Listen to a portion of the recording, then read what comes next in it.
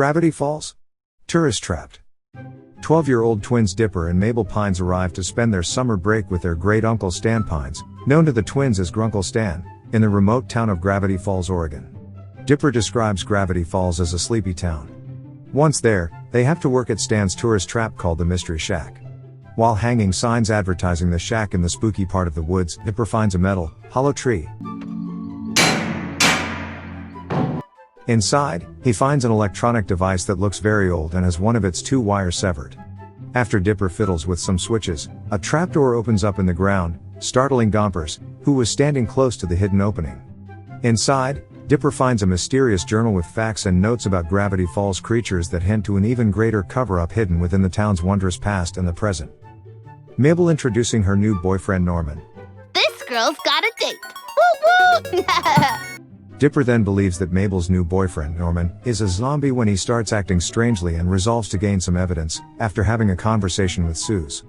When Mabel is with Norman, Norman eventually reveals to her that he was actually a gnome named Jeff standing on top of a few other gnomes.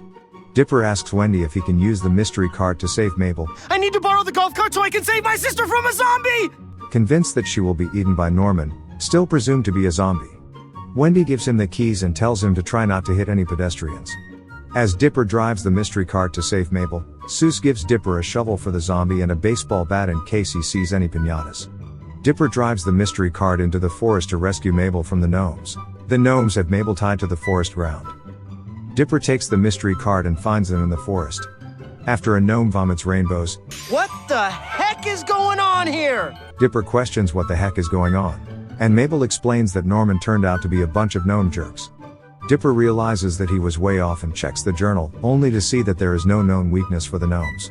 The gnomes tie Mabel to the ground. Jeff begins to explain that this is a big misunderstanding, telling him that she's not in danger, she's just going to marry all 1,000 of us and become our gnome queen for all eternity. Dipper commands them to release Mabel. Jeff begins to explain that Dipper won't be able to stop them because they are a powerful race, but Dipper interrupts him in mid-sentence, chucking him to the side with his shovel. He then uses the shovel to free Mabel from the ground and they begin to drive back to the mystery shack. The gnomes assemble into a giant monster and attack the mystery cart. Once Jeff and the gnomes realize that Dipper and Mabel are getting away, they assemble together, becoming one big monster gnome. Mabel worries that they will catch up to them, but Dipper isn't because gnomes have tiny legs. They then realize that the gnomes formed a big monster, controlled by Jeff. The monster begins to chase after Dipper and Mabel. The army of gnomes begins launching gnomes at the mystery cart. Dipper and Mabel fight them off one by one and Dipper bashes a gnome named Schmebulok on the mystery cart's horn 3 times.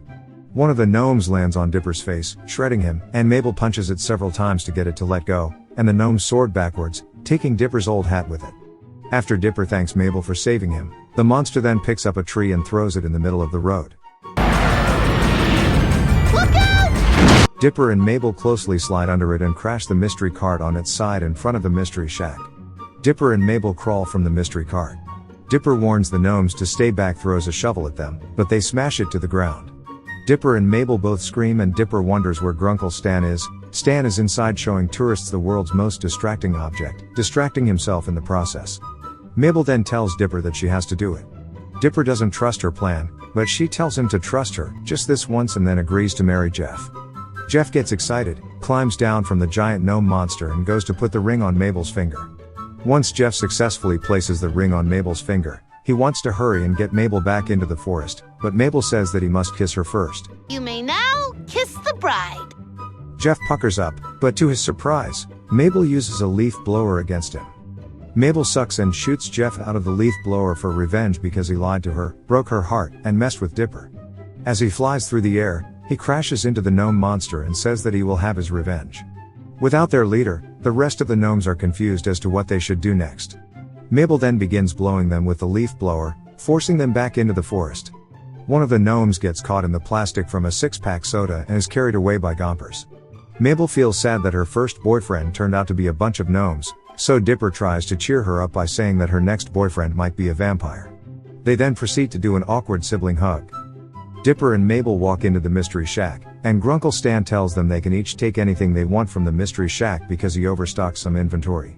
Dipper chooses his now signature blue pine tree hat, and, despite Grunkle Stan telling her to take a doll, Mabel takes a grappling hook. Mabel is later seen jumping on the bed, playing with her grappling hook while Dipper writes about the events that happened that day in the mysterious journal he found.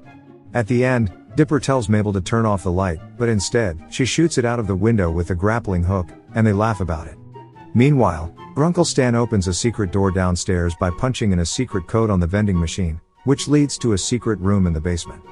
He mysteriously closes the door, making sure no one is following him, which hints that he may have something to hide. During the end credits, the clip of a gnome barfing a rainbow loops.